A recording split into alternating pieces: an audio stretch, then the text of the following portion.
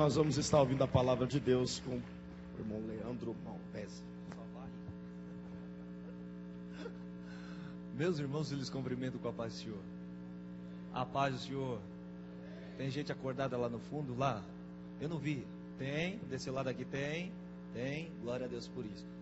Meus irmãos, que alegria estar com vocês aqui, tá? Nessa oportunidade tão valiosa, formulada do nosso querido amigo, o pastor Eduardo Guimarães, juntamente com o nosso amigo Tiaguinho, né? Que nós chamamos Tiaguinho da Cocada, tão carinhosamente, né? Que eu acho que já é o brasão dele. O brasão dele deveria ser um coco, sabe? Uma cocada assim. Se tivesse, né, brasão familiar, né? Seria isso, né? Tiaguinho da Cocada, ele poderia colocar um pote de doce de leite junto assim, ó. Top fire, ó. Você vai. Então, é uma alegria juntamente também com o Denão, né?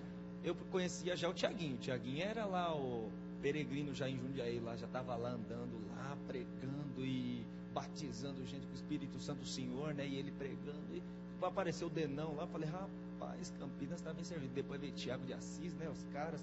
Bisnaga já é o dono de Jundiaí, né? O Bisnaga já comprou o coração do Cláudio Leandro, né? Que é o líder geral dos adolescentes, juntamente também o vice-geral dos jovens. E é um prazer estarmos aqui hoje. Meus irmãos, veio aqui, ó, esse pessoal bonito aqui de Jundiaí, você viu? Tamanho de gente. E também veio o pessoal aqui, ó, Nova Odessa. Pessoal de Nova Odessa aqui, carinhosamente, né, da congregação ali que dirigiu o pastor Marcos. E Nova Odessa, como é também campo de Americana, né? Americana, eu sou professor na faculdade lá de Americana, na Facetem. Então, o pessoal de Americana a gente tem mais afinidade. Campinas é um pouquinho mais distante. Apesar, né, que eu vou usar o termo aqui, eu sou campinense ou campineiro, como quer dizer, né, o paulista, né?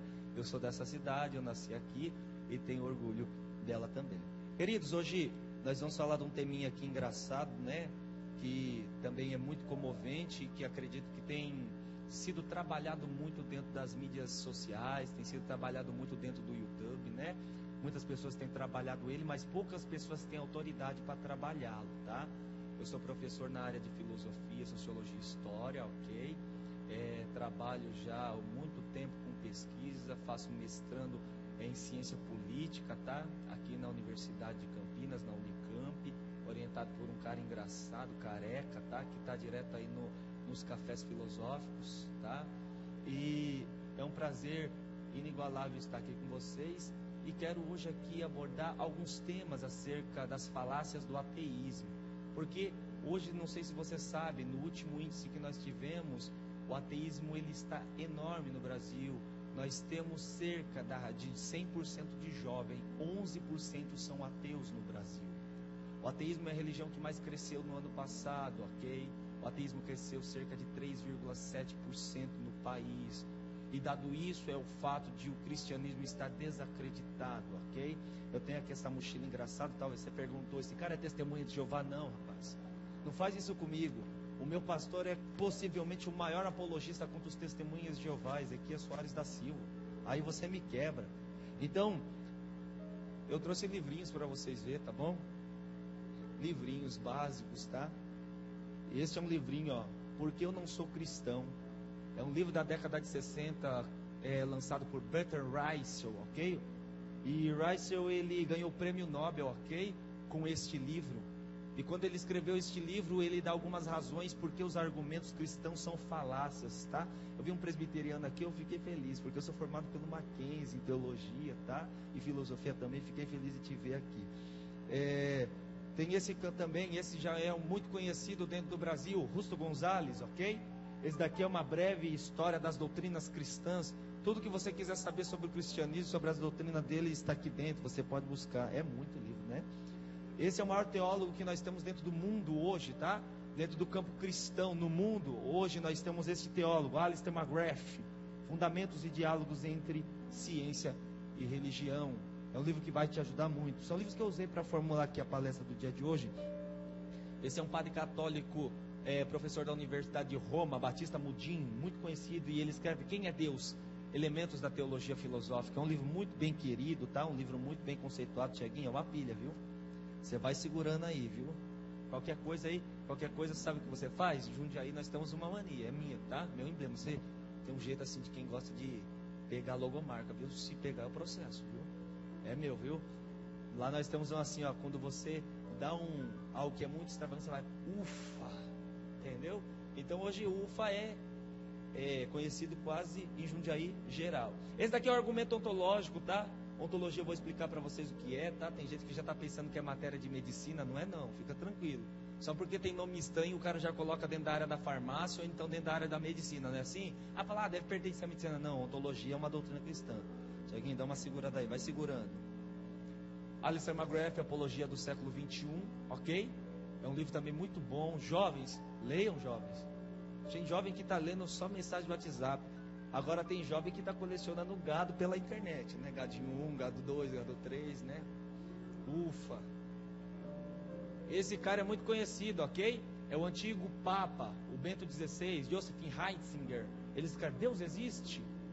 E Deus é a maior incógnita, até mesmo para o cristão, né? Ontem eu estive no Parque Centenário pregando, eu preguei no Parque Centenário, quem é Deus? Essa foi a mensagem que eu preguei ontem, tá? Hoje eu não vou pregar não, hoje eu vou dar uma palestrinha aqui. E este, William Lane Craig, conhecido acho pela grande maioria que assiste dentro do YouTube, né? Apologética contemporânea, a verdade da fé. Tiaguinho, fechou? Põe ali no banquinho, depois eu coloco na bolsinha, ó, na mala do testemunho aqui, do TJ, e fica tudo certo, tá? Abre a Bíblia comigo então, Romanos, capítulo de número 1 aí, do 19 a seguir. Que nós vamos ler um texto que vai comprovar a veracidade de que Deus está aqui, de que Ele é, de que Ele faz, de que Ele pode, de que Ele tem e de que nada o supera. Todos creem assim aqui esta noite? Tem alguém aqui que não crê que Deus existe? Levanta a mão aqui para mim. Tem? Não tem? Eu gostaria que tivesse. Sabe de uma coisa? Eu fico impressionado porque tem uma fala dentro da carta aos Romanos, que a Bíblia diz que os filhos das trevas, eles gemem pela manifestação dos filhos da luz. E eu acredito que você passou pela rua e naturalmente tinham prostitutas, o que é tradicional como emblema da cidade, homossexuais por aí. E nesta igreja deveria estar lotado dessas pessoas, porque esse dia é um dia propício para essas pessoas receberem esse tipo de mensagem. Porque é para isso que nós nos reunimos, para que o Evangelho de Deus se manifeste a essas pessoas. Romanos 1:19, os que acharam, digam um amenzinho aí. Diz assim, ó: porquanto que de Deus se pode conhecer é manifesto entre eles, porque Deus lhe manifestou. Porque os atributos invisíveis de Deus, assim o seu eterno poder, como também a sua própria divindade, claramente se reconhecem, desde o princípio do mundo, sendo percebidos por meio das coisas que foram criadas. Tais homens são por isso indesculpáveis, porquanto, tendo conhecimento de Deus, não glorificaram como Deus, nem lhe deram graças, antes se tornaram nulos em seus próprios raciocínios, obscurecendo-lhes o coração insensato. Inculcando-lhes por sábios, tornaram-se loucos, mudaram a glória do Deus incorruptível em semelhança da imagem do homem corruptível, bem como de aves, quadrúpedes e répteis. Por isso, Deus entregou tais homens às imundícias pelas concupiscências de seu próprio coração, para desonrarem o seu corpo entre si, pois eles mudaram a verdade de Deus em mentira, adorando e servindo a criatura em lugar do Criador, o qual é bendito eternamente. Amém. Meus queridos, eu queria falar aqui hoje, começando aqui primeiro sobre razão e fé. Porque a grande verdade é que razão e fé são um campo que se chocam muito.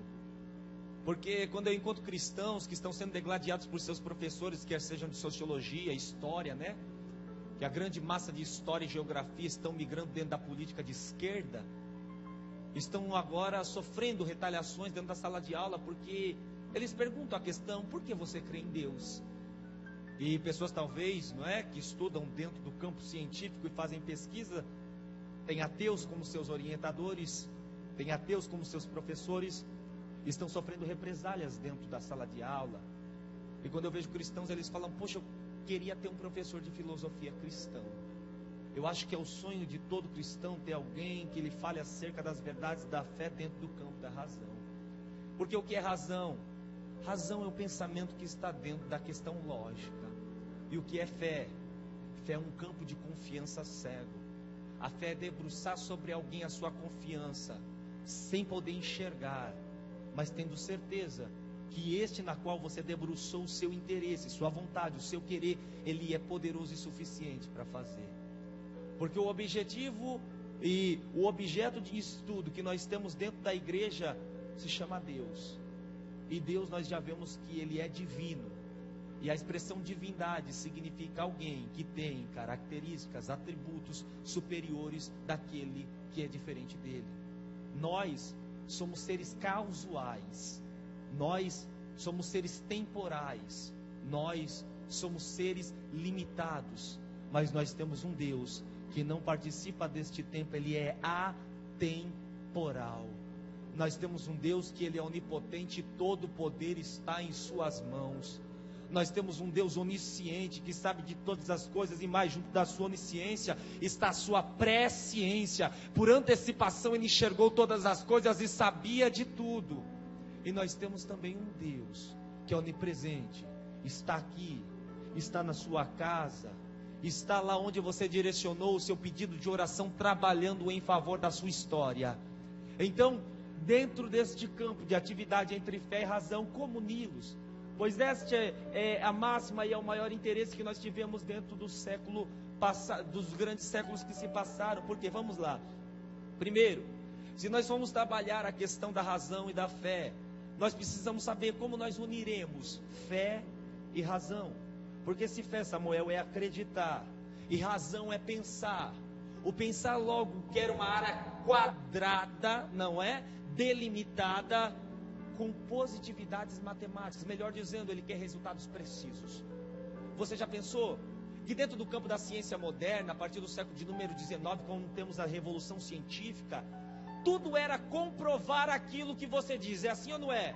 Se você fala que isso existe, então prove-me que isso existe. E o método científico é o quê? Reproduzir aquilo que você está dizendo que existe. E como nós estamos trabalhando com um ser que é imaterial, como nós vamos entrar dentro de um laboratório e falar, pronto, hoje eu produzi o braço de Deus, está vendo? Olha aqui, esse é o braço de Deus. Tem como? Tem como? Então a única forma que nós temos para provar Deus é dentro da área do argumento. Então, para o campo do ateísmo, nós brigamos com ele dentro da área do argumento. Porque o primeiro pressuposto é que nós trabalhamos com a fé, nós não trabalhamos em primeiro ponto com a razão. Nós temos um pensador do século XI chamado Anselmo de Cantuária, ou Anselmo Aosta, ou Santo Anselmo, que foi bispo de Canterbury na Inglaterra, e ele dizia, é a fé em busca de razão, e não é o contrário, não é a razão em busca da fé, é a fé que vai buscar a razão. Pois este mesmo Anselmo, ele dizia que a razão sem a fé, ela é manca. O próprio texto de Romanos disse, obscureceram seu coração, é um coração escuro e cego, de homens que se vangloriam sobre a sua própria vontade. Você quer um exemplo? O zoólogo britânico Richard Dawkins, o maior darwinista que nós temos hoje, vivo, escreveu um livro chamado Deus, um delírio. Este livro, Marquinho, vendeu quase 300 mil livros no dia do lançamento. A publicação do neoateísmo ela é muito querida, mas vamos seguir adiante. A primeira coisa, quando nós vamos falando de fé e razão, nós queremos uni-la, é que dentro do campo do ateísmo, o grande problema que nós enfrentamos dentro da sociedade é que a pessoa pergunta, se Deus existe, por que ele sendo bom, logo nós temos o mal também? Já ouviu essa pergunta de alguém? Porque sempre a pessoa pergunta, se Deus existe, e ele é bom, por que existe o mal? No século XVIII, nós tivemos um grande período histórico, isso é para a área de vestibular, muito bom para você, nós tivemos o iluminismo na França, não foi? E o iluminismo na França, ele trouxe a era da razão. Teve um pensador no século XVIII chamado Kant, ok? E Kant diz que toda razão prática tem que ser uma razão também teórica. E diante disso, esse Kant, ele traz um emblema para o cristianismo, qual? Se o cristianismo ele dota-se de fé, ok? E se essa fé é uma coisa boa e deposita sobre um ser bom, logo temos a pergunta, por que existe o mal? O mal é um produto do ser humano ou o mal é um produto de Deus? Porque nós temos aqui um calvinista e ele vai me dizer, dentro da ala do calvinismo nós temos o supralapsarianismo, falar 3 vezes é batizado com línguas já.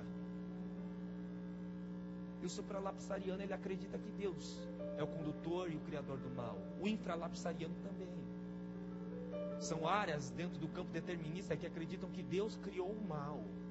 Mas nós, lendo o Santo Agostinho, nós temos uma resposta. Porque quando perguntaram para Santo Agostinho, o que é o mal? Santo Agostinho só respondeu com uma única fala: o mal não é. Ou seja, o mal não existe. Porque a ideia é: o que é mal? Mal é ausência de bem. Logo, não tendo bem, nós temos o mal. Então, o mal não existe, existe ausência de bem. Então, quando nós temos a queda de Adão no Éden, e Adão está 100% no seu relacionamento com Deus, a sua queda lhe dá um rompimento. Como se ele fosse um fruto cortado no meio, esta meia banda que falta chama-se mal. O mal é a falta de Deus no coração dos homens. Porque o iluminismo, na fala de Jean-Jacques Rousseau, dizia: o homem é bom. E o cristianismo dentro da Bíblia diz que o homem é mau. Porque dentro das suas prevaricações, das suas iniciativas, o homem é impulsionado ao mal. Paulo disse: o bem que eu quero fazer eu não consigo, mas o mal que eu não quero eu sempre pratico. E isso é a doutrina básica da harmatiologia, da doutrina do pecado, que o pecado, como disse Santo Agostinho, é uma cupidez, ou seja, é como se fosse um cupim que ele vai roendo, até acabar com toda a positividade da alma. Então, diante disso, o homem tem um cupim que está comendo a sua alma, mas louvado seja Deus. O veneno do cupim chama Jesus Cristo. Enquanto o cupim do pecado tenta acabar com o resto que sobrou de bem da alma, Jesus vem, limpa com o sangue. O Espírito vem, regenera a pessoa na mesma estrutura do Éden.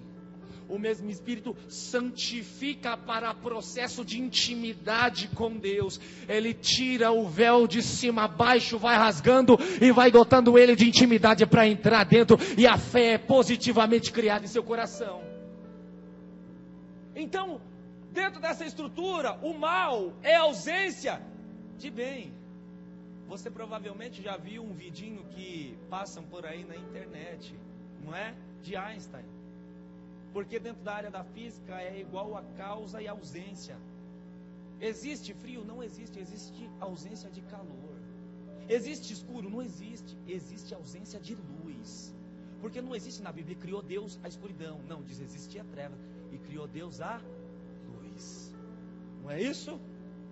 E aqui dentro desse pressuposto nós vamos partir que se nós vamos buscar uma razão, nós temos que buscar uma teoria do conhecimento, não é? Porque razão é conhecimento. É assim ou não é? Não é? Está fácil de entender ou está difícil? Fala assim: abaixa o nível ou eleva o nível? Vamos lá. Eleva, sobe o nível. Gostei aí, hein? Ufa. Nós temos um teólogo do século I chamado Justino Mártir, que foi discípulo do próprio apóstolo João. E ele escreve na Apologética, livro de número 1, que é o primeiro livro de apologética contra os gentios. E ele dá uma fala para dizer: se você perguntar para mim, então diz para mim, professor, se nós temos, ok, Deus como ponto de verdade, ok? Deus não é verdade? Deus é a verdade? Alguém desacredita que Deus é a verdade aqui? Levante a mão para mim para que eu saiba. Tem? Não tem? Perfeito. Se nós temos Deus como ponto de verdade, aqueles que estão lá fora no mundo, ok? Dentro do caos, e eles escrevem livros, não escrevem? É só o cristão que escreve livro? Ah, ok. É só o cristão que pensa? E os filósofos que durante todo o tempo, antes de Cristo e depois de Cristo, produziram teorias, cálculos. O que seria isso? Será que são inspirados pelo diabo ou são inspirados por Deus? Será que, Pedrosa, quem canta lá fora, canta inspirado pelo diabo ou canta pelo um dom inato que Deus colocou dentro do homem? Porque existem duas áreas em choque aqui. Primeiro, Rockmaker, que é um teólogo holandês, ele escreve sobre a teologia da arte, e ele diz que toda arte, toda boa poesia é produção de Deus. Porque a primeira coisa, se nós partimos aqui desse pressuposto, o único que tem poder de criação é Deus. O diabo não cria, os anjos não criam, os homens não criam. Quem cria apenas é Deus. O único que assenta em governo excelente, soberano, sobrepondo os homens, que tem poder máximo é Deus. Então, não acarete obras ao diabo, porque nada ele tem. Tudo é de Deus, como disse Jó. Tudo pertence a Deus. Nada sai do controle dele. Ele governa soberanamente tudo. Dentro do contexto de sua presciência, então, Justino Martin diz que existe um tipo de esperma logos. Palavra estranha, né? Porque a palavra esperma significa semente. Ele diz que é uma semente do divino em todos os seres humanos. E esta semente do divino faz com que abroche, ou brote, e dê frutos. Mas não significa que os frutos são para Deus. Na hora da colheita outros podem pegar o fruto. Mas a semente é dele. Talvez o fruto não é para ele, mas a semente quem deu foi ele. Ou você acha que William Shakespeare, com toda aquela beleza maestral, e William Shakespeare é uma incógnita, se é ateu, se é homem, se é homossexual, o que é, com toda aquela beleza poética, quem você acha que inspirou William Shakespeare? Só pode ser a semente do Logos que estava dentro dele, porque a expressão Logos, o que é? Palavra, verbo, não é? O Evangelho de João não diz, no princípio era e o verbo estava onde? E ele era quem? Deus. Essa expressão verbo logos é o que nós procuramos aqui, porque logos é o ensino, é o tratado, é o estudo. Então Justino está dizendo, há uma razão de Deus como semente, plantada em todos os seres humanos. O difícil é saber que quando ela germinar, vai dar frutos para Deus ou vai dar frutos para a glória da carne. Posso puxar a orelha aqui? Porque tem gente que até como cristão produz frutos para a carne. Será que eu peguei pesado demais? David pregava, David é o líder da sede que eu congrego na central de Jundiaí. Ele disse que quando ele via uma mocidade cantando, ela levantava a mão e saía sangue da mão. Ele disse, não era sangue do Calvário, era sangue de pecado. David disse outro dia também para mim, que um dia ele foi no culto, ele é muito sensível a Deus. Ele disse, Leandro, eu vi pessoas que falavam em línguas estranhas no culto e não faziam orações a Deus, estavam confessando pecado em línguas. Tem muita produção de algo que não é para Deus. Mas tem uma coisa, só pode dar fruto fora do contexto do reino aquele que é vara fora da videira. E a vara fora da videira, ela será cortada, será lançada no fogo, porque disse Jesus, sem mim nada podeis fazer. Santo Agostinho trabalha com o conceito de verdade suprema. Deus é a suprema verdade. Então, tem uma coisa. Se Deus é o contexto de verdade, não, e Ele inspira a verdade como reflexo da verdade no homem, o que não vive no reflexo de Deus, vive no quê? Na mentira. Então, olha aqui, jovem, e é o grupo que eu gosto porque eu trabalho em maioria durante o dia. Tudo que te oferecem lá fora é banal e é mesquinho. A aparência é ilusória, porque o diabo é igual um desfile de carnaval, pura maquiagem e pura alegoria. Depois que tirar a fantasia, você vai ver que era só alegoria. Quando chegar na realidade, você tomar um beliscão e acordar desse pesadelo, você vai ver. Valia mais a pena estar debaixo da verdade do que ser enganado pelo reflexo da mentira lá fora. Seja convencido por esta verdade e ela vai transformar o seu dia. Porque eu acredito que nesses últimos dias, este Deus que eu estou falando aqui, Ele está procurando vocês, esta geração. Porque eu estou preparando-me, eu digo isso todos os dias quando eu prego para eu escutar esta geração.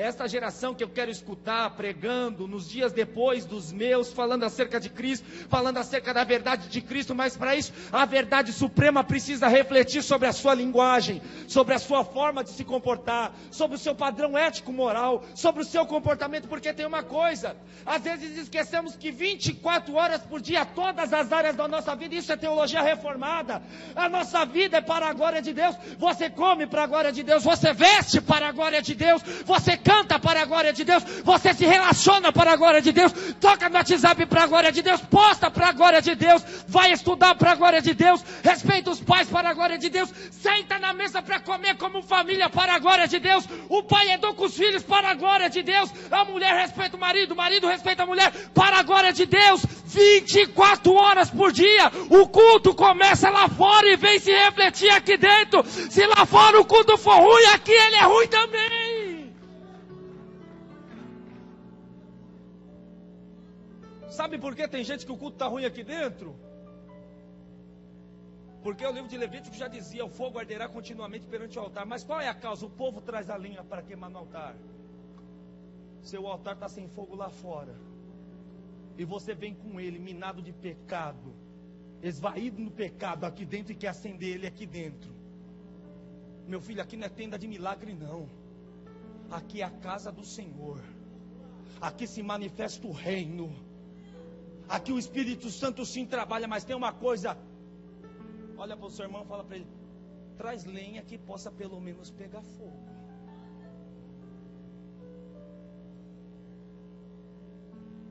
O interessante é que nós temos uma crença de Alvin Plantinga também.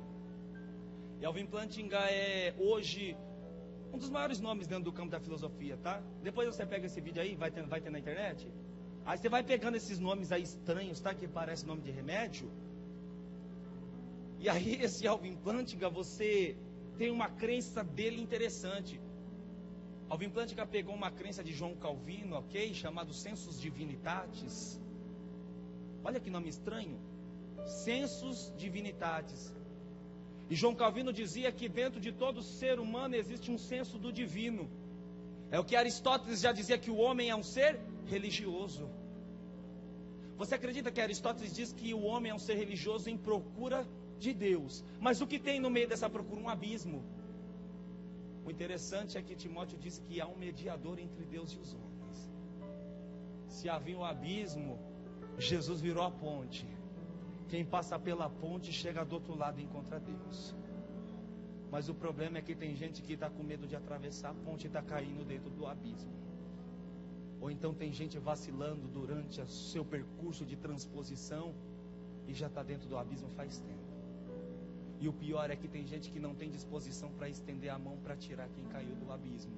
Está tão preocupado consigo mesmo que está querendo correr rapidinho e atravessar do outro lado. Não é? Cristianismo não é uma vida de individualidade. Cristianismo é uma vida de coletividade. Porque a partir do momento que nós chamamos alguém de irmão, nós chamamos ele de família. E todos que estão sentados nesse banco, se são cristãos, confessaram a Jesus, tenha certeza, são herdeiros do mesmo reino, e são participantes da mesma família, e confessam o mesmo Pai. Então estamos em família, e vamos sentar aqui hoje para bater um papo reto entre irmãos.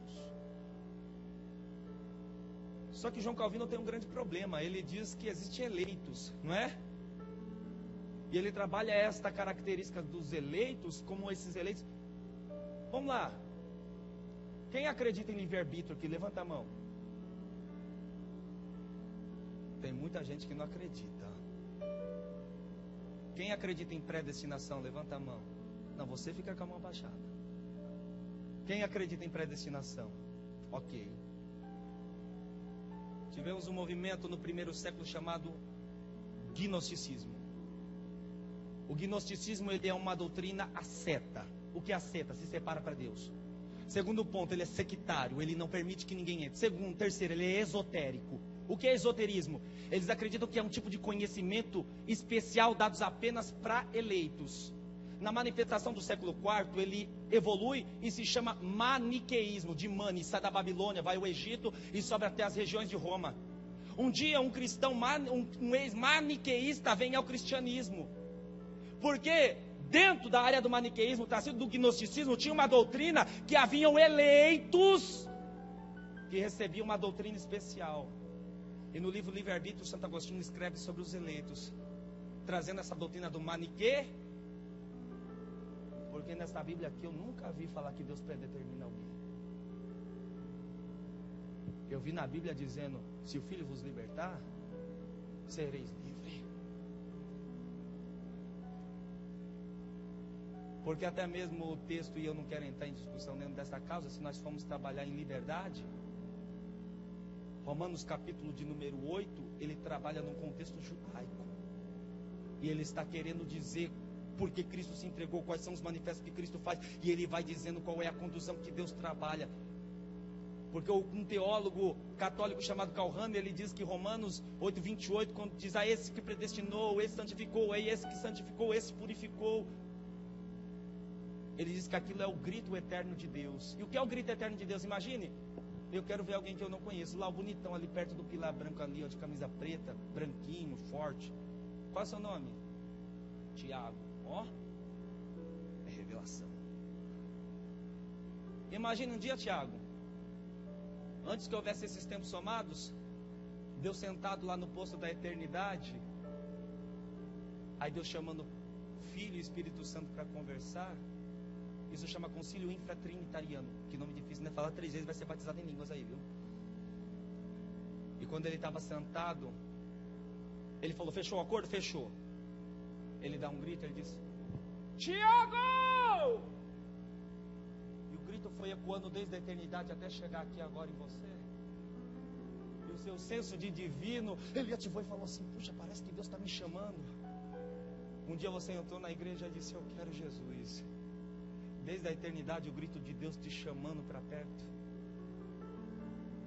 Com todos foram assim.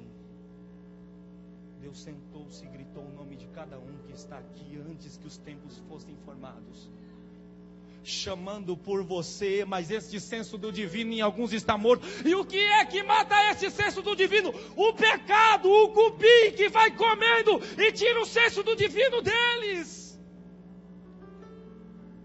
Porque dentro desse contexto nós sabemos que o tempo de Deus não é o nosso tempo. Uma pergunta que todo mundo faz, não é? Quem criou Deus? Já ouviu essa pergunta? Quem já ouviu essa pergunta? Levanta a mão aqui. O que você vê errado nessa pergunta? O que tem de errado nessa pergunta? Quem criou Deus? O que tem de errado nela? A expressão criar. Qual é o tempo de Deus? Eternidade. E o que é eternidade? Está delimitado em tempo, porque infinito é espaço, ok? Não confunda eternidade com infinito, não são as mesmas coisas. Infinito são cálculos matemáticos que não chegam ao fim. Eternidade é algo que você não tem parâmetro para pensar no seu raciocínio humano. Ou seja, a eternidade não tem nem como entrar dentro do cálculo matemático. Então, dentro da área de tempo, Deus é eterno. E dentro da área de poder, não soma, é infinito. E aí, dentro do tempo eterno, não existe o que Aristóteles chama de acidente. O que você pensa que é acidente? Bater carro? Não é isso, não.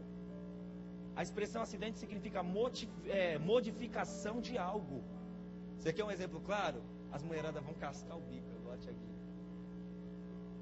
O homem nasce, cresce, fica robusto, fica bonitão, aí daqui a pouco vem a saliência, a protuberância vai chegando aqui, o cabelo vai caindo aqui, e daqui a pouco ele está. São acidentes.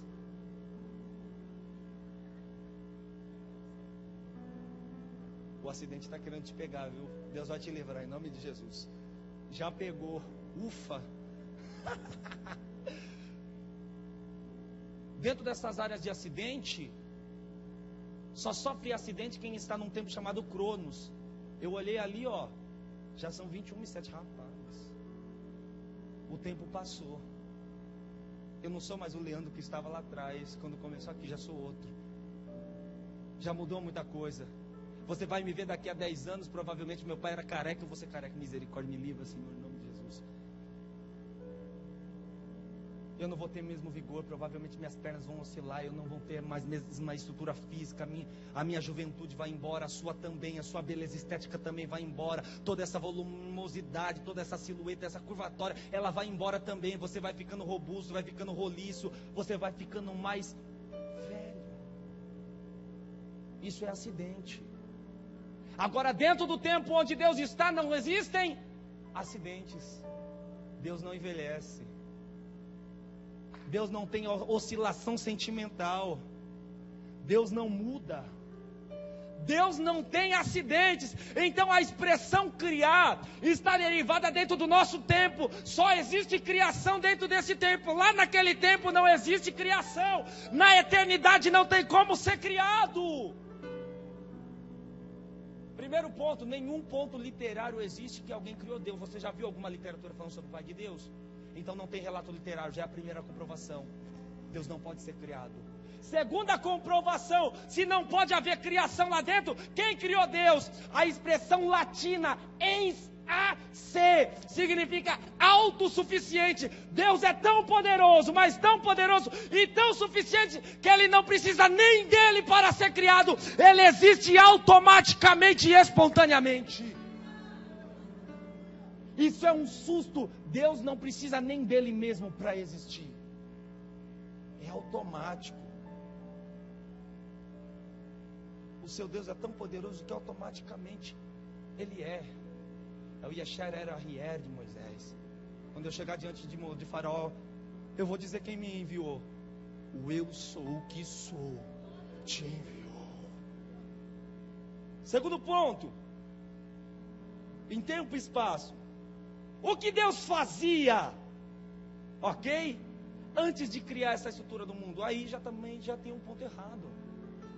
Porque a expressão antes deriva de tempo. E aonde Deus está, o tempo não corre. Então não existia antes aonde Deus está. Existe sempre um tempo constante. Tiaguinho, sabe uma coisa interessante? Deus vive uma era simultânea. Neste momento Cristo morre na cruz. Neste momento Moisés abre o mar vermelho. Neste momento você senta aqui e adora. Neste momento Daniel Berg vem ao Brasil pelo barco. Neste momento a Assembleia de Campinas está sendo fundada. Neste momento, para Deus, estão acontecendo todas as coisas simultaneamente. Porque para Deus não existe antes nem depois. O tempo dele é o mesmo sempre. É por isso que Deus tem poder de mudar a tua história. Porque para você passou o tempo, para Ele não.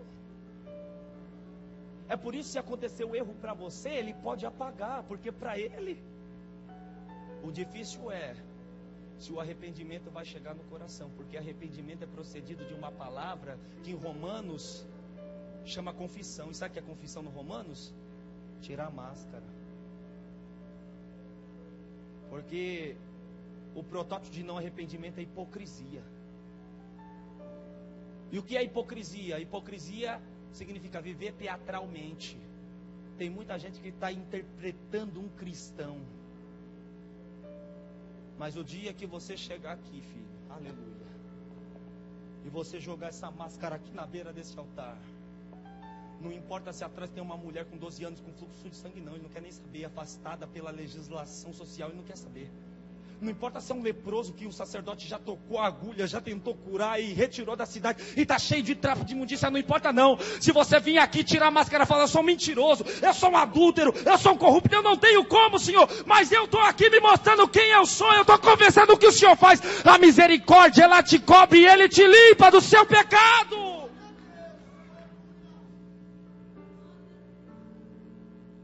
Ele é tão poderoso, mas tão poderoso, que o que confessa alcança misericórdia.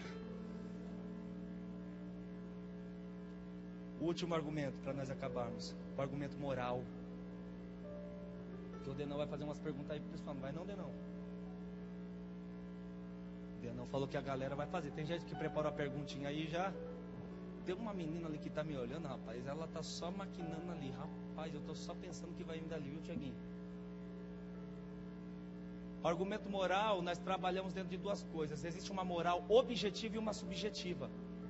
Por exemplo, moral objetiva. Eu ajo com amor em prol do pastor Eduardo. Quem manda? Deus. Eu agi por quê? Porque o objetivo do cristianismo era o amor. Subjetiva, até o ateu pode ter uma moral subjetiva. O ateu não segue a Bíblia, mas ele vê um gatinho ali, e ele fala, poxa, minha mãe me ensinou que o gatinho não pode ficar ali. Ele tira o gatinho de cima da árvore, ajuda a velhinha a atravessar a rua. O espírita pega a donativa e vai levando para os necessitados. Isso não é objetivo, isso é subjetivo. E aí tem a questão, é bom porque Deus quer que seja bom? Ou é bom porque Deus vê que é bom? Nenhum dos dois. É bom porque Deus é bom. Então, dentro do ponto de moralidade, a moralidade se manifesta dentro de nós. E essa moralidade faz com que sejamos bons. Porque somos morais. Porque Deus é moral. Fyodor Dostoiévski, um escritor russo, um literário russo, ele escreveu um livro chamado Os Irmãos Karamazov.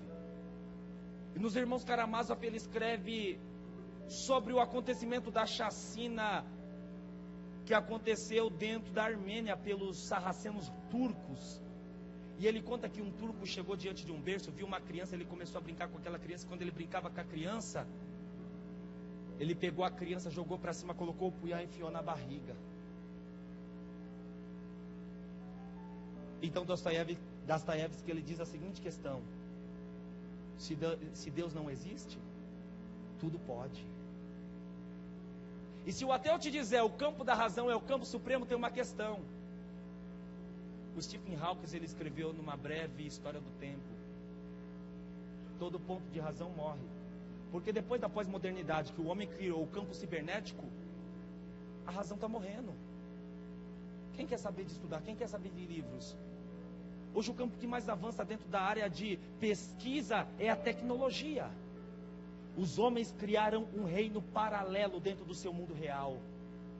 O mundo do Facebook, onde ninguém é triste, todo mundo é bonito. A pessoa está no hospital, desgraçada, sofreu um acidente, mas ela faz da desgraça ser promoção da sua auto pessoa. E tem gente que até vai postar kkkkkk.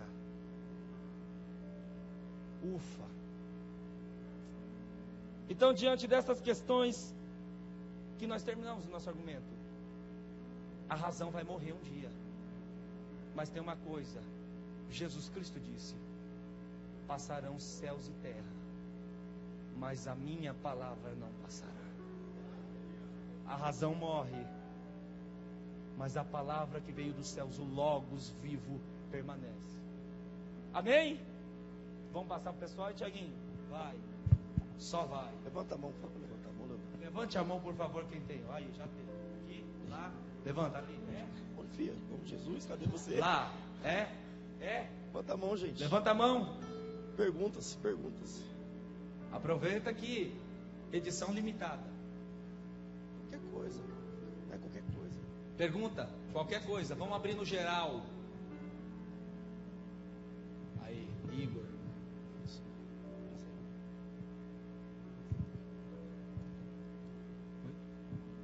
Meu nome é Igor. Tenho uma dúvida, assim, não sei se vai sair como uma pergunta, mas não consegui formular ainda.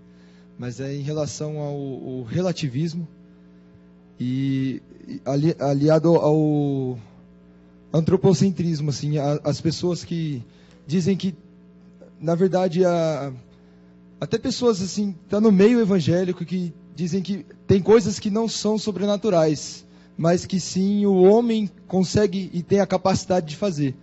Então, se o homem ele é tão capaz de fazer coisas por meios naturais, onde estão os milagres de Deus? Por exemplo, a irmã vai dar um testemunho e disse que foi curada, mas ela fez a cirurgia, né? Então ela conta como um milagre de Deus.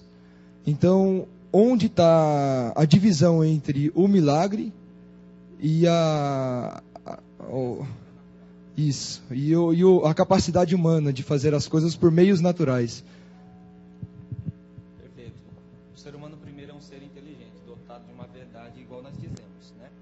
Existe toda uma área profissional especializada para algumas áreas, professores para a educação, não é o próprio Deus que desce, né? Não é o próprio Espírito que ensina, né? Apesar que Jesus disse que ensina. Mas existe todo um contexto social para esta área. Em contrapartida, nós temos o campo religioso. Tudo que acontece dentro do campo religioso é chamado de fenômeno na área da ciência da religião. O que é um fenômeno? Um fenômeno é uma operação. Para acontecer um milagre, o que precisa? Vamos lá, vamos colocar dois mundos no paralelo. Eu tenho um círculo aqui, eu coloco sobrenatural, perfeito? Círculo aqui, sobrenatural. Primeiro mundo, o mundo de Deus, sobrenatural. Eu tenho o segundo mundo aqui, o segundo círculo, natural, o mundo dos homens, ok? Para nesse mundo natural acontecer um milagre, Deus precisa sair desse mundo sobrenatural, enfiar o dedo aqui, tocar e acontecer um milagre, o sobrenatural que você quer, entendeu? Para isso precisa fé, ok? Porque a própria Bíblia diz, os sinais seguirão aos que crerem, ok? Como eu vou provar para um sensacionista que os dons são reais? Ele precisa crer, a Bíblia diz que os sinais seguirão aos que crerem. Eu não vou provar para ele racional, o sinal é uma evidência fenomenológica, ok? Então, dentro da capacidade humana, usa-se a razão para operar. Dentro da área religiosa, usa-se a fé para que Deus opere, perfeito? Porque existe a capacidade humana de operação e existe a capacidade divina. A divina tem como veículo, ok? O seu próprio ser e a fé do ser humano. A natural tem a capacidade humana e também a crença humana. Ou você crê nos homens, ou você crê em Deus. Você crê nos homens, natural. Você crê em Deus, milagre. Ok? Respondido? Fé e esperança. Esperança é uma área dentro da psicologia que nós trabalhamos, que chama imortalização, ok? Você tem a sua caixa aqui esquerda, dentro da neurociência, isso daqui se chama caixa de projeção de memórias, perfeito? Então, se eu tiver dentro da minha caixa de memórias esperança, esperança é algo que você tem confiança que vai chegar, perfeito? Esperança não é fé, certo? O que é esperança? Por exemplo, supomos que eu namorei alguém lá na década passada, perfeito? Ufa! E aí, espero que ninguém assista aqui. Aí vamos lá, eu namorei alguém, me apaixonei por aquela pessoa, certo ou não? E aí eu tinha todo o sentimento por aquela pessoa, mas chegou um dia que eu quis dar um basta para ela, falei, agora eu quero ir para os meus estudos, tal, deixei ela ir, certo? Mas na minha cabeça ela estava amarrada aqui igual um gadinho, né? Igual a vaquinha do leite balançando o sininho, levando aqui, né? Porque eu pensava o quê? Que um dia ela ia voltar para mim. Efeito bumerangue, sabe? Esperança é isso. Eu imortalizei falsamente. Um dia ela se apaixonou por alguém, foi embora, matou a minha esperança. Esperança é você imortalizar algo, mas a imortalização dentro da sua cabeça às vezes é falsa. Agora tem uma questão. Quando você entra dentro do campo da fé, a fé não trabalha com mecanismo psíquico, ela trabalha com a alma. A alma não é psíquico, a alma é psique. E o que é psique? Área sensível. Porque na área sensível do espírito é um mundo invisível. Na área da esperança imortalizada humana é uma área visível. Aqui dentro é a área de imortalização falsa. Lá dentro, onde eu não enxergo, onde Hebreus diz que a palavra de Deus penetra em divisão da alma, lá é sobrenatural. Lá é a memória imortal permanente. Onde você sai daqui e recebe imortalidade permanente também. Perfeito? Maravilha. Pastor Denis Pereira. Vai. Só vai, Denão. Fala, Denão. Esses dias eu tive uma conversa com o pessoal, num grupo de professores que a gente tem, e uma coisa que eu percebi, que antigamente você falava algo, principalmente sobre a volta de Jesus, no caso que a gente estava falando é sobre batismo, né? Batismo, que a Bíblia diz que quem crê foi batizado. Aí, o que eu percebi naquele discurso ali naquele grupo? Uma certa relativização. Então, pessoas dizendo assim, não, mas não é bem assim. Eu venho de um tempo que o pastor falava, é assim, não é, mas pá. Hoje, muitas pessoas dentro da igreja estão olhando para a Bíblia com uma imagem de relatividade. É, mas não é. E aí, como lidar com isso? Principalmente o jovem que às vezes não estuda muito, né? O jovem... Espera que ao vivo acontece isso. Primeiramente que no campo da relatividade, vou dizer uma coisa para você. Na década de 40 nós tivemos um movimento chamado nazismo na Alemanha, ok? O nazismo ele quebrou toda a esperança humana dentro desse antropocentrismo que ele disse, certo? Por quê? Se o ser humano é bom, na fala do século XVIII até o século XX, esse ser humano ele vai praticar somente o... Não, todo mundo, no corpo bem bonito. Se o ser humano é bom, do 18 ao século XX ele vai produzir o... Ok, o bem. Alguém não está entendendo? Tem alguém dormindo? Quer levantar o bracinho, fazer ginástica? Quer cantar a música da Eliana? Quer? Põe um bracinho para frente, põe um bracinho para o lado? Quer? Vamos lá? Então, presta atenção aqui, vamos lá. Olha só, presta atenção. Se você tem a partir deste momento, na década de 40, o nazismo, você tem um grande emprego de contraversão nesse argumento. Porque o que acontece no nazismo? Inventaram uma arma chamada ponto .50. 1000 tiros em 1 minuto, mata 1000 cabeças assim, ó. Só que o que acontece? Caro, não é caro? E para mim diminuir esse custo econômico, eu arrumo um meio mais eficiente e mais barato de matar, câmara de gás. Se esse homem era bom, por que ele mata agora? Hã? Porque a teologia liberal pregava, não é? Na ideia de Schleiermacher, a teologia não conservadora, a teologia da relatividade, que o homem era bom. Mas a teologia dentro do livro Leviatã de Thomas Hobbes, ela dizia: o homem tem um Leviatã, um monstro dentro dele, que é a sua natureza caída. Então, dentro da área da relatividade, depois da teoria, claro, de Einstein, não é? Hoje, nós temos 2 pontos. Ou você segue a ortodoxia, que é a doutrina reta, ou você relativiza. Por quê? Porque na pós-modernidade, que é a era que nós estamos, tudo é subjetivo, não é? E o que é subjetivo? Subjetivo é uma verdade para você, não é uma verdade que está aqui. Porque a pessoa fala, você pode falar assim, mas eu creio assim, verdade subjetiva. Mas existe uma verdade objetiva, ok? Porque, não, o grande problema disso daí está dentro de um pensador francês chamado Michel Foucault, ok? Olha que nome ridículo, Michel Foucault. E aí, Michel Foucault, ele diz uma questão, que existe microestruturas de poder. Ele diz assim o seguinte: se eu ler a Bíblia, e a Bíblia estiver dizendo assim para mim, jejue, faça isso, aí está dizendo, esse livro está querendo te dominar por uma microestrutura de poder. E ele diz, não interessa o que o escritor quis dizer na Bíblia, interessa o que você interpreta. E aí você quebra as 2 disciplinas de interpretação da Bíblia, hermenêutica e exegese.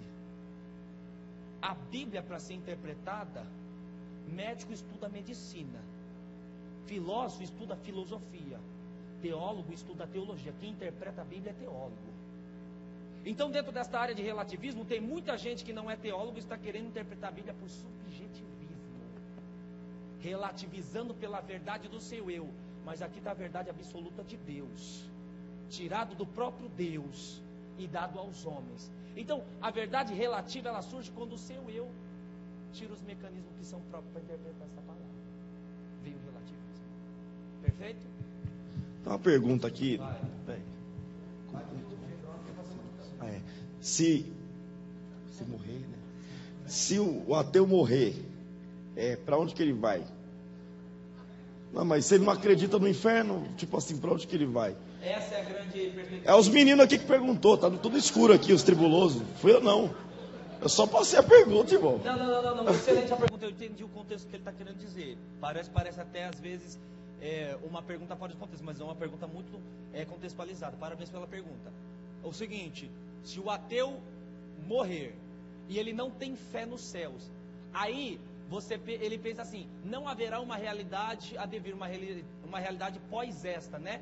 Porque ele fala assim, se eu não criar em nada, o que Deus vai fazer? Perfeito. Então, a partir daí, deste momento, ele vai entrar dentro da área do julgamento de Romanos 1:20, ok? Então, do Romano 2, a partir do capítulo 2, qual é? A lei natural. O ateu, ele não tinha um conjunto de verdades para ele? Não tinha um conjunto de verdades para ele?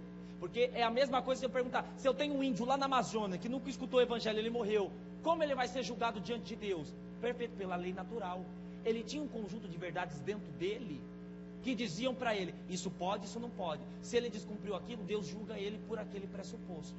Então o ateu será julgado pela lei natural. Se você tem um ateu que vive dentro da lei devassa, ok? E para ele não era certo, ele vai ser condenado. E mais uma coisa, a salvação vem pela fé. Isso não vem de vós, é dom de Deus, para que ninguém se vanglorie na carne, diz Efésios. Então, primeiro pressuposto da salvação. Segundo pressuposto, a ressurreição da vergonha, o tribunal de Cristo. Quando ele senta no trono branco, a eletiva igreja senta-se ao seu lado e haverá o julgamento de todos aqueles que ressuscitam na segunda ressurreição. E aí, se estiver em desconforme, condenação. Deus dará até uma oportunidade para os ateus serem julgados pela lei natural. Perfeito?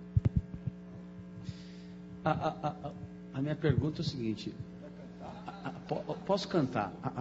Na verdade, assim, pela sua colocação e a sua exposição, eu quero fazer uma pergunta muito simples. Hoje a gente tem no universo de igreja uma oportunidade muito grande de se projetar. Falando sobre a verdade, um exemplo. Hoje eu posto um vídeo meu que eu cantei numa festa que tem lá, no Maranhão. Aquela região de Paraupeba, os irmãos são simples, então o formato é outro. Aí você canta em São Paulo. Lá os irmãos estão para o Senhor, irmão, vaso, aleluia, Hadouken, poder. Em São Paulo a galera já, e aí, mano, top, cara, nossa, é de Deus. No contexto de verdade, a minha adoração é para Deus. Como que a Bíblia eu estou falando para formar novas pessoas que ministram louvor na igreja. Davi só fala da grandeza de Deus. Quando você lê a Bíblia, só fala sobre poderio, que Deus está sentado no trono, e a gente canta outras coisas. Até onde eu posso entender uma verdade nisso? Um exemplo, o Douglas canta comigo, o Douglas, a Rotiele e o Dedé. Aí eu tenho minha intimidade de Deus, Deus me direciona como um líder, vamos supor. Como que eu posso ajudar essa pessoa a entender que o primeiro, estou dando exemplo, não o nosso contexto, mas tem muita gente que canta, que vai pelo visual, pela imagem. Tem gente que prega que vai pela imagem, e o contexto do culto não é esse, você falou sobre a verdade. Até que ponto a gente se baseia nessa verdade para agradar a Deus? É complicado formalizar a pergunta, porque eu estou dizendo? A gente olha a aparência, sendo que Deus não olha. Quer ver um exemplo? Se vê uma moça linda cantar, põe na foto, estava cheio de bacana aí, glória a Deus, aleluia. Um cara sarado, igual o Tiago cantar, glória a Deus, aleluia. É esse contexto que, não sei até que ponto você pode pegar essa galera jovem, que tem às vezes a ilusão do Facebook, achando que a curtida é uma aprovação do ministério, sendo que Paulo não fala nada disso. Procura apresentar-te a Deus aprovado, papapá. Enfim, você sabe mais que eu. Você como teólogo, tirando essa coisa da nossa religião, do pentecostal, que a gente é vitória, é vitória, é vitória. Até que ponto eu abençoo a igreja? Perfeito. O que o Emerson está querendo dizer, dentro da sociologia, é chamado de mundo imagético, ok? O que é o mundo imagético? É o mundo das imagens. É o mundo onde toda projeção é estética. Um filósofo chamado Søren Kierkegaard, ok? Um luterano do século XVIII, de norueguês de Copenhague, ele dizia o seguinte: existem 3 estágios para o homem alcançar a evolução do seu ser. Primeiro ponto, estético, ele vive só na aparência. São esses que você diz. A verdade deles são puramente aparentes. As verdades deles são puramente estéticas. Só que dentro da área estética existe corrupção. Ela vai morrer uma hora. O segundo estágio da área, se ele não dá certo na estética, ele vai para a moral. Ele se torna um exemplo, a sua postura é irredutível, ele é catedrático, eu sou o Lorde, certo? Desta maneira. Então, a terceira proposição de Kierkegaard é a religiosa. E qual é a religiosa? A religiosa é o encontro profundo com Deus. Você lembra dentro do contexto quando Jesus se encontrou com a samaritana?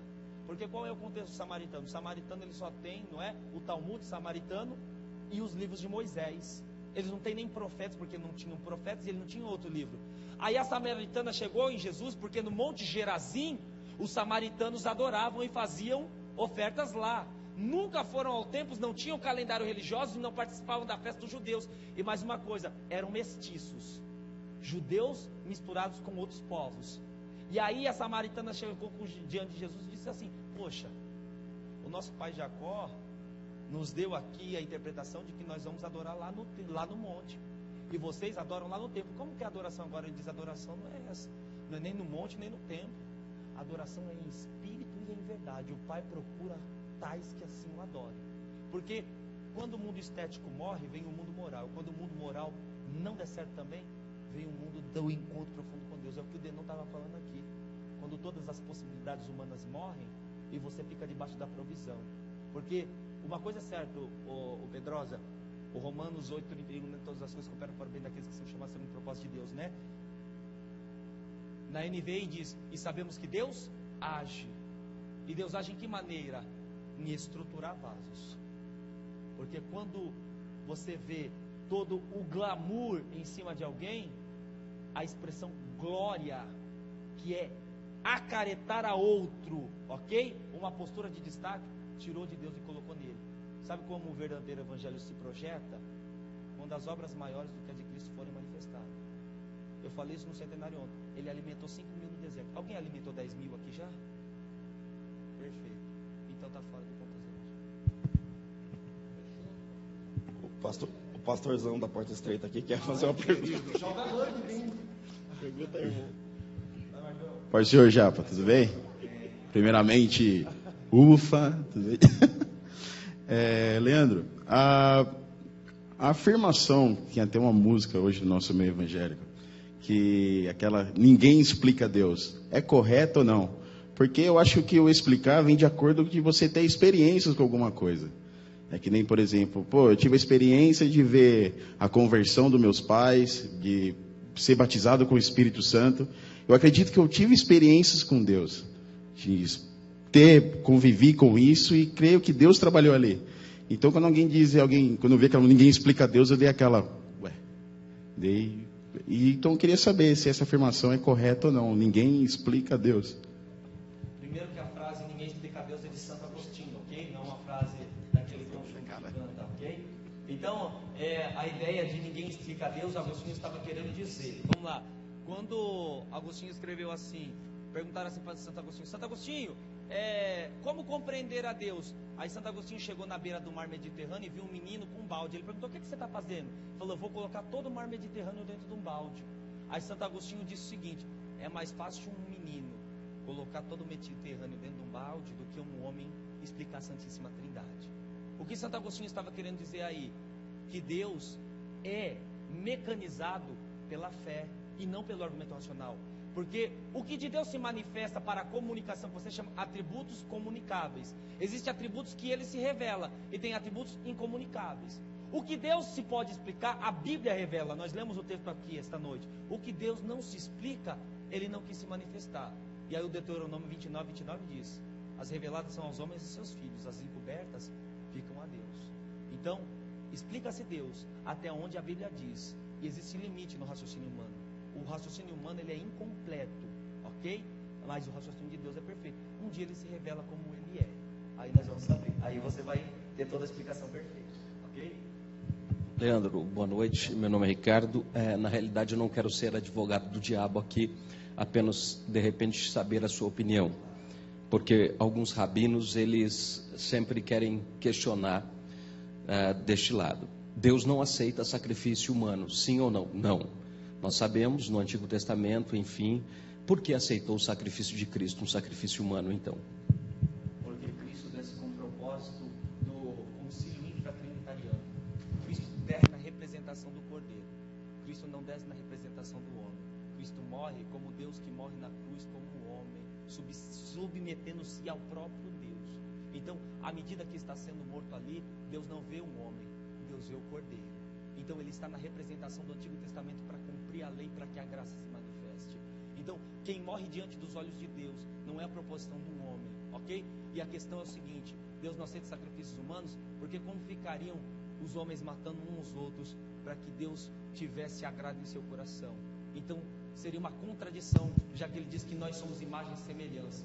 Então, Cristo desce já com um propósito pronto, antes da fundação dos séculos.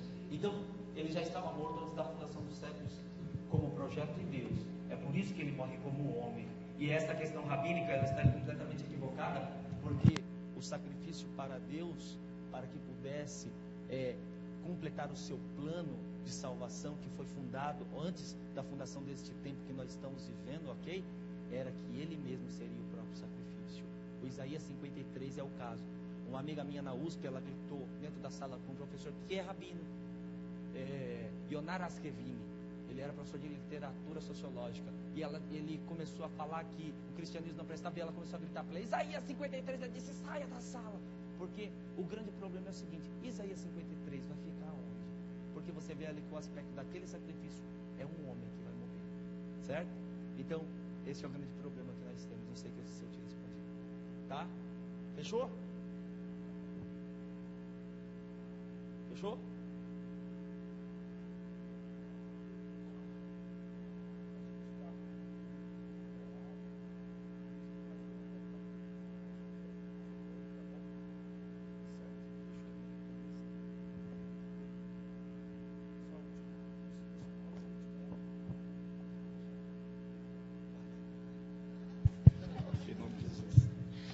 Primeiramente, boa noite.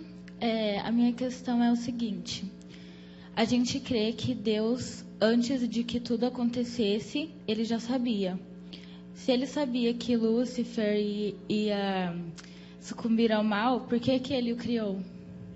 Perfeito. Essa é a questão da infusão do mal. Os anjos também têm livre-arbítrio. Essa é a grande questão. Então, não é a questão que Deus tinha criado Lúcifer para que Lúcifer pecasse e viesse a planejar o mal. Não é essa a estrutura. É que Deus tem um projeto de liberdade, seja no céu ou seja na terra. Então ele dá a possibilidade de acontecer este plano. E a questão é que o coração de Lúcifer cobiçou o trono de Deus. Então, a expressão Lúcifer também é um termo errado, que ela não existe dentro da Bíblia, né? Satanás. Porque a expressão Lúcifer é tirada da Vulgata, trazida por Jerônimo, é um termo que não existe dentro da Bíblia. Mas o próprio Satanás, ele cobiça seu coração. E a questão é, Deus criou os anjos com liberdade. Caem os anjos se querem. Então, o anjo caiu porque ele quis. Não foi porque Deus o criou para cair. Então, era arbitrariedade de Lúcifer, ok? O plano de Deus. Agora é a questão, na sua presciência ele sabia. Só que tem uma coisa, por antecipação ele tinha um projeto já, ok? Então Deus não foi pego de surpresa. Satanás pegou Deus de surpresa. Não, Deus não foi pego de surpresa, ok? O plano é tão arquitetado que se você for ver pela engenharia do projeto, Deus dá liberdade. Tinha entre o sim e o não, mas Deus tinha a via de dois projetos. É um Deus dualista? Não, é um Deus que tinha a possibilidade de qualquer forma sair o bem. Quer seja com Lúcifer traindo ele, quer seja com Lúcifer não traindo ele. Então ele seria glorificado de qualquer forma, ok? Porque ele é um Deus que faz com que tudo contribua para a sua glória, ok?